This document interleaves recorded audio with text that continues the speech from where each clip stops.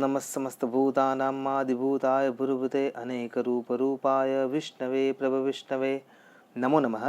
आप सभी का स्वागत करता हूँ आद्य शक्ति ज्योतिष कार्यालय में, जिसमें हम धर्म के सारगर्भित विषयों को लेकर गुणतम, गहनतम और महत्तम चर्चा करते रहते हैं।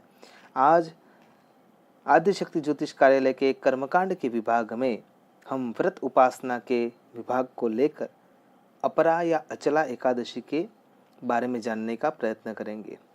अपरा और अचला नाम से ही दो अलग अलग चीज़ें हमें देखने को मिलती है। अपरा जिसका अर्थ होता है कि अप्रतिम, असीम, जो सुख देने वाला है। चाहे हम सुख को देखें तो सुख और दुख को देखें तो दुख, और उससे भी आगे आदि दैविक, आदि भौतिक और आध्यात्मिक, इन तीनों प्रकार के तापों को जो नाश कर सकती है, हमें ब्रह्म हत्या से बचा सकती है, ऐसी असीम कृपा करने वाला जो व्रत है उसको अपरा एकादशी के रूप में देखा जाता है। दूसरी ओर दूसरा नाम आता है अचला एकादशी, जो चलायमान नहीं होती, जो व्रत करने के बाद हर हमेश उसका प्रतिफल देने के लिए तत्पर रहती है, यानी कि जो अचल रहती है, जो चलायमान नहीं है, जो स्थिरता को प्राप्त कर बैठी है, ऐसे व्रत का नाम है अचला एकादशी। तो आइए जानते हैं अचला या अपरा एकादशी की व्रत कथा।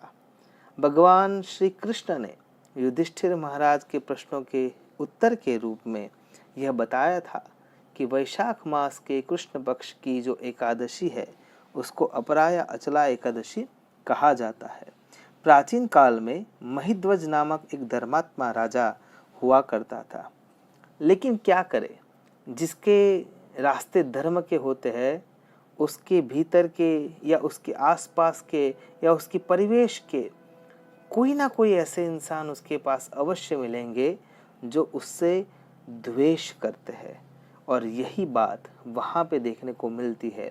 उसका छोटा भाई वज्रध्वज उसको नहीं जानता था कि मेरा भाई सच में धर्मात्मा है, और पद प्रतिष्ठा की गूंज के कारण वह जैसे जैसे महिध्वज की प्रतिष्ठा को देखता था वैसे वैसे उसके कानों में, आंखों में मानो कि विष डाला जा रहा हो, उस ढंग से वह अपने आप को दुखित करता देख रहा था।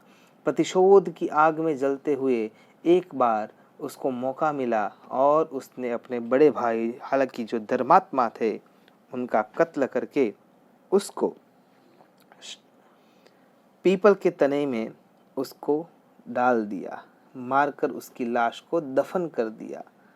अब करे तो क्या करे, चाहे जीवन पर्यंत धर्म का आचरण किया है, लेकिन अगर अपमृत्यु होती है तो उसका फल कुछ पिशाच योनि का ही तो होता है, और शास्त्र कभी गलत नहीं होते।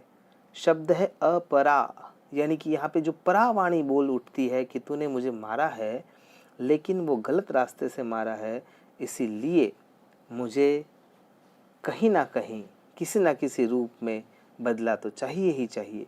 लेकिन धर्मात्मा जीवन अगर व्यापन किया है तो जीवन के अंतिम छोर के किसी भी पल को वह भूलने के लिए तैयार है और अपने आप को शुद्ध करने के लिए तैयार है। लेकिन उसके पास जो पृथ्वी तत्व चाहिए वो दफन होने के कारण पृथ्वी में चला गया है, इसीलिए वह पीपल के पेड़ में प्रेत के रूप में या पिशाच के रूप में घूमता रहता है। लेकिन अगर जीवन अच्छे ढंग से व्यापन किया है तो सद्गुरु की कृपा अवश्य मिलती है। तो एक बार सहसा वहाँ से परम तेजस्वी, परम ओजस्वी, परम विद्वत ऐसे धौम्य नामक एक ऋषि वहाँ से पसार होते हैं। वहाँ पे उनको कुछ विह्वल करने वाली चीखें सुनाई देती है, हालांकि वो महिध्वज की थी, और उन चीखों को सुनकर धौम्य ऋषि ने अपने तपोबल से उसको देखा और जान लिया कि यह राजा धर्मात्मा था।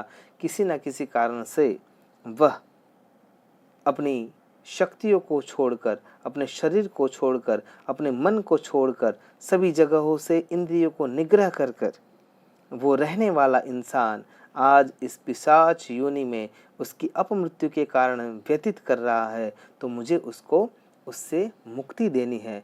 और स्वयं धौम्य ऋषि अचला एकादशी का व्रत करते हैं और उस व्रत के पुण्य को उस महिध्वज नामक प्रेत या पिशाच को दे देते हैं। संकल्प के साथ किया हुआ व्रत, नियमों के साथ किया हुआ व्रत कभी खाली नहीं जाता और इसीलिए धौम्य ऋषि के पुण्य के प्रभाव से और अपरा या अचला एकादशी के पुण्य के प्रभाव से जो भी फल महिध्वज को दिया जाता है, तुरंत ही उस फल के द्वारा उसका उद्धार हो जाता है। साथ ही एकादशी के व्रत के प्रभाव से वह उत्तम लोक को प्राप्त होता है। भगवान श्री हरि विष्णु के त्रिविक्रम रूप को प्राप्त होते ही उसका जो भी फल था वह उसको मिल जाता है। यहाँ पे कथा पूर्ण हो जाती है। सिखाती क्या है? अगर हम दूसरों की मदद के लिए पुण्य कर रहे हैं तो हम त्रिविक्रम यानी कि भगवान श्री हरि विष्णु के चरणों में अवश्य पहुँचेंगे। हाँ, उसमें गुरु कृपा की आवश्यकता रहती है और इसीलिए हमें सनातन हिंदू धर्म के उपास्य दिव्य उत्तम गुरुजनों का आश्रय लेना चाहिए और हमारे व्रत नियम को चुस्तता से पालित करना चाहिए। उस पालन के द्वारा जो भी फल मिलता है उसको संकल्प के द्वारा अगर हम किसी भी व्यक्ति के लिए उसको पुण्य के रूप में देते हैं तो अवश्य उसकी मनोकामना पूर्ण होती है। आशा करता हूँ भगवान श्री हरि विष्णु का सानिध्य हम सबको मिले और हमारा जीवन उत्तम बने। नमस्कार। अस्तु सदा शिवोहम। नमो नमः।